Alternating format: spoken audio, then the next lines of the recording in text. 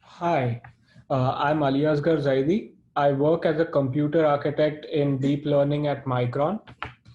And my name is Abhishek Chaurasia. I'm a machine learning research scientist at Micron. Today, we will have a discussion about the role of memory in machine learning. Machine learning is already deeply ingrained in our day-to-day lives and impacting us in known and unknown ways. Let us take a look at a few examples of real-world scenarios using machine learning, specifically using deep neural networks. One of the most popular applications of deep neural networks or DNNs today is in autonomous driving. Cars these days have features such as lane detection, self-parking, and they can even drive by themselves on long stretches of highways. It is possible to travel from point A to point B with little to no help from the driver. Deep learning algorithms are running in real time to enable these functionalities. Another popular DNN application is recommendation system. Whether we are deciding what to binge watch over the weekend or purchasing products without a shopping list, these systems are here to help. These systems work by looking at our past preferences and of others who share our interests to recommend us entertainment or useful products every day. Recommendation algorithms are not the only neural network impacting our shopping experience. New stores are popping up where we can purchase products without having to go through long checkout lines. All we need to do is walk in, pick up the products we like, and leave. The changes are automatically applied to our account. This is made possible by multiple deep neural networks. Person tracking neural networks are shown on the top right, are responsible for following customers through the stores. This is object detection and localization algorithms as shown in the bottom left. They make it possible to identify the products the customer selected. At times, deep neural networks can also be used to identify customers in need of help and connect them to a customer service representative. As we head into future, augmented reality is poised to become the de facto UI and the way we interact with the world around us. All the augmented reality user interface items such as menus and icons require a clear understanding of the user's physical environment. This will be made possible by lightweight machine learning algorithms. These are just a few examples of how deep neural networks are affecting our lives. In a few years, neural networks will be fueling most of the systems we use from a toothbrush to a Mars rover.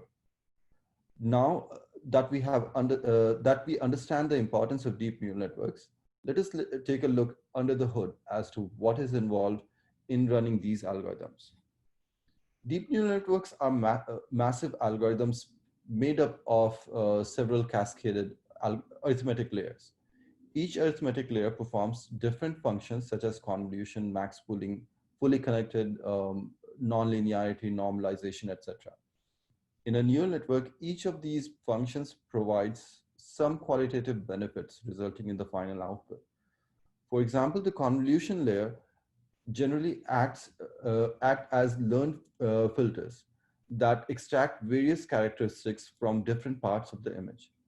Computationally, these DNNs are extremely intensive, consuming tens of gigaops to teraops per input signal processed. The main contributors to the execution time of DNNs are generally convolutional layers and fully connected layers. A convolution layer requires a lot of computation power uh, required to be processed in real time. A fully connected layer, while also containing substantial compute, are mainly characterized by data movement. Now that we understand the main operations involved in processing a DNN, let us take a look at a DNN typically used in semantic segmentation. As we can see in this image, semantic segmentation involves capturing an image and labeling each and every pixel of that image with a category such as person, road, etc. These type of DNNs work at the core of autonomous driving in order to determine a legal lane for the car to travel along. This slide also shows a commonly used DNN for semantic segmentation called FCN. See, the input to this network is an HD image. Given that in order to process one image through the entire network, we need to perform 704 gigaops. In an application like a self-driving car, we need to process these images at least 30 frames per second. The performance required for a compute engine to sustain the necessary frame rate is 21 teraops per second. Along with this heavy compute requirement, we also require 0.95 gigabytes of memory capacity and 48 gigabytes per second of memory bandwidth in order to achieve the desired frame rate. As you can see, these requirements are significant and we haven't even considered a real-life application yet. So let us now take a look at what it takes to power a self-driving vehicle. So in this example, the blue boxes describe the networks that are required for the self-driving functions itself, while the orange boxes describe networks used for in-cabin monitoring in the vehicle. In-cabin monitoring is used to identify and follow the commands provided by the human who is in control of the vehicle.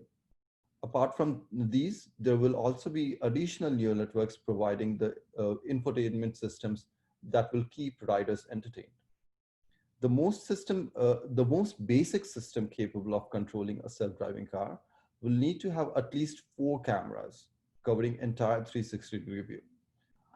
On the top left is an object detector, which is used to identify obstacles in front of the car or traffic lights and traffic symbols. This will be used to avoid objects lying on the road, prevent accidents if humans are detected, used to identify if it is possible to perform a lane change, etc. Object detector networks typically require 1.4 teraops per second, 1.8 gigabytes memory, and 124 gigabytes per second for 30 frames FPS execution. The semantic segmentation network we reviewed in the previous slide is in the top middle box. This is used to identify a valid path of travel for the vehicle. Such a network typically requires 84 TOPS, 3.1 gigabyte of memory, and 192 gigabytes per second to operate at 30 FPS. The top right box shows the pose estimation network.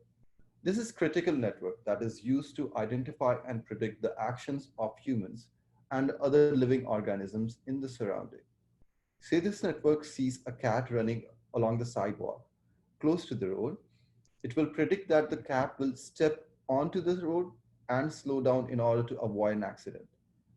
Because of the complex nature of the task, these networks are extremely compute intensive, requiring 207 TOPS performance. Along with the compute, these also require 4.7 gigabyte of memory space and 201 gigabytes per second of bandwidth to keep the compute fed. Now that we have looked at the DNNs behind the self-driving capability, let us turn our attention to in-cabin monitoring.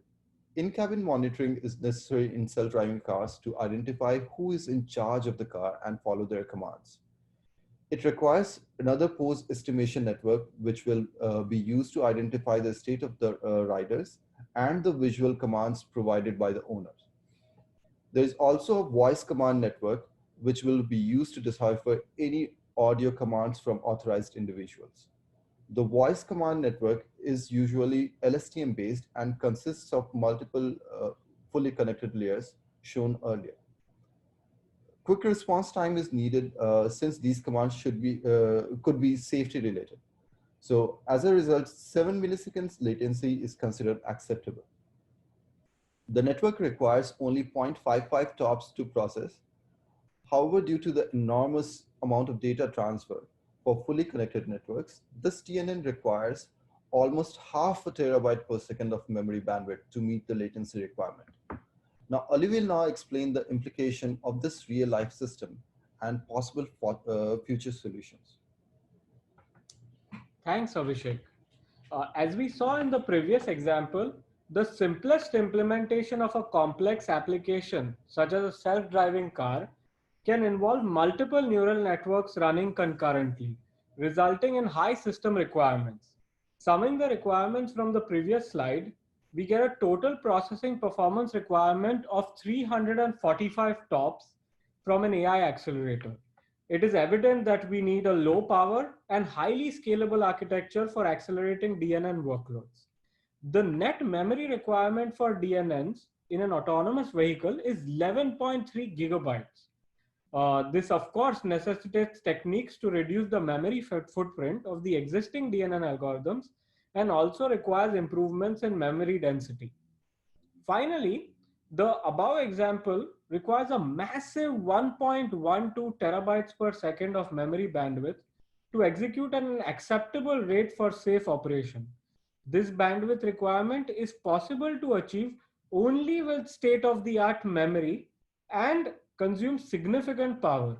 If the trend continues upwards at the current pace, it will be difficult to supply data at a reasonable rate for effective compute utilization.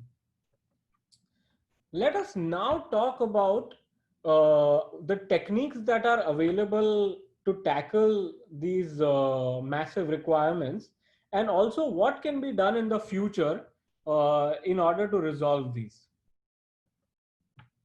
The machine learning community has identified the compute and memory trend we just discussed. They have already started working towards newer developments that make these DNNs more deployment friendly in real world environments. One of the interesting characteristics of these DNN models, and this specifically applies to a trained model that is ready to deploy, is that their parameters and intermediate values generally lie within a narrow regular range. This effectively means that instead of FP32, we can process these models using much more compact formats such as 8-bit integers. Another interesting feature of these models is that they can be compressed. This effectively means that we can reduce the memory footprint of some of these models during deployment. All these techniques are applied post-training. Now, during NN training, it's also possible to make several architectural decisions that would result in a compact neural network. A key metric to measure this compactness is information density. This metric basically tells us how much each parameter of a neural network is contributing towards the overall accuracy of the trained network.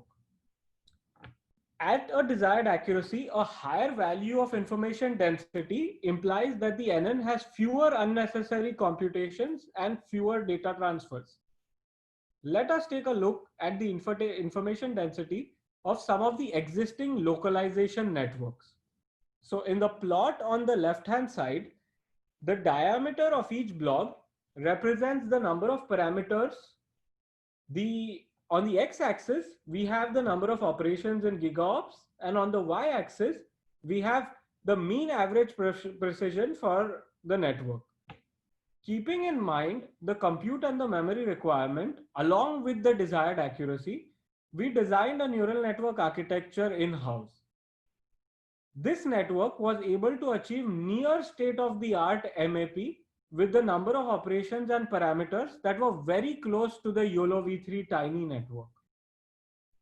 Along with this, the plot on the right-hand side shows a direct comparison of the information density of versus the existing networks. As we can see, the network which we designed has at least 4x the information density of the other networks. Also, there are automated techniques available to improve the information density of an existing network. Along with that, there are NN architecture search algorithms which can be used to find the best possible architecture for a limited set of data. While these techniques that we discussed, of course, help in improving the compute and memory footprints of a DNN application, there is still a lot left to be done in order to satisfy the ever-increasing demands of deep neural networks. So, in order to satisfy the compute requirement of the DNN processing, several scalable architectures have been developed in industry and academia. Here we show the Micron Deep Learning Accelerator. It is a low power, scalable accelerator for deep learning inferencing. We show one cluster of the architecture and the DLA scales at this cluster granularity. The Micron DLA was designed to achieve high resource occupancy on a wide variety of workloads, and it provides a easy programmer interface. Here we can see it running a segmentation and a pose estimation network on a Xilinx Kintex FPGA. As we saw, a real world application requires multiple neural networks to run simultaneously, and the Micron DLA lends itself to this task. So what can we do on the memory side of things? Here you have an AI accelerator connected to several off-chip memory devices. This is the traditional model. Logic and memory are created in the best fabrication processes. The memory can be high density. This kind of architecture results in a significant power requirement because there's a lot of data transferred between the memory device and the AI accelerator. This was, if we consider the self-driving example that we saw earlier, this would result in a significant amount of power required. Also, the routing on the board is physically limits the available bandwidth. We can only route so many wires from the memory device to the AI accelerator. And hence we can only get so much bandwidth out of this model. So how can we improve this memory subsystem further? What can we do to achieve a better solution? One of the popular solutions is upcoming solution is the high bandwidth memory, where there are multiple DRAM dies stacked on top of each other and connected to a logic layer using through silicon vias. Then multiple such DRAM stacks are connected to the AI accelerator via the silicon interposer. All of this exists inside a single package. This results in much smaller routes between the memory and the logic and results in power savings compared to the discrete device model we saw earlier. However, there is a higher risk and higher cost of integration here. This model can be extended in the future to a model where we would have memory stacked directly on top of the AI accelerator. Then the data would pass using the TSVs from the memory to the AI accelerator, which may result in further power savings. So what is the ideal scenario? What is the best system we can dream of? Such a system would bring any compute that requires large amounts of data transfers as close to the memory as possible. This futuristic system is shown here in the slide. It's a single process, one die, part of it is memory and part of it is AI accelerator. The connection from the memory to the AI accelerator are all on-chip connections, and they hence consume much lower power than the earlier models. One of the limitations here is that there would be small die area available for the compute. Additionally, the frequencies attainable for AI acceleration would be lower compared to a native logic process. Along with this, another model that is currently being explored is one in which the memory properties themselves are used for AI acceleration. So the memory cells themselves are used for AI acceleration. In that case, the model is stored inside the memory cells, and then a current or a voltage applied across the device results in the computation of the final output of the neural network. One thing to note here is that all of these systems discussed are very futuristic systems that are currently under extremely early stages of research. That's all we had to share today. Thank you so much for joining us. Feel free to contact us via email for any questions or if you would like to discuss further regarding any of these topics. Thank you. Thank you.